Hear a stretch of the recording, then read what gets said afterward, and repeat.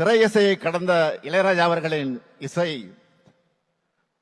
அவரது திறனை, அவரது வீச்சை, அவரது ஆற்றலை, அவருடைய ஆழத்தை, அவருடைய உயரத்தை எடுத்துச் சொல்லும்.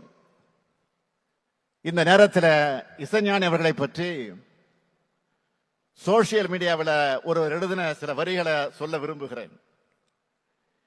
இளையராஜா மட்டும் இசையமைத்திருந்தால் திருக்குறளும் நற்றிணையும் புறநானூறும் குறுந்தொகையும் ஐங்குறுநூறும் 18 பரிபாடலும் சிலப்பதிகாரமும் எங்களுக்கு மனப்பாடம் ஆகியிருக்கும் என்று எழுதியிருந்தார். இசைஞானி அவர்களே, நானும் இதையேதான் தமிழ் ஆர்வலரா உங்களிடம் கோரிக்கை வைக்கிறேன்.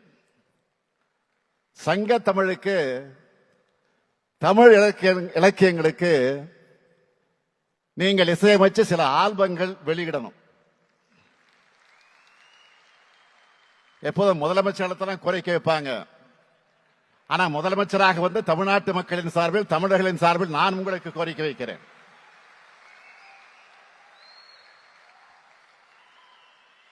இசை ஆளுமையும் தமிழ் புலமையும் கொண்ட நீங்க இந்த கடமையை செய்யணும்.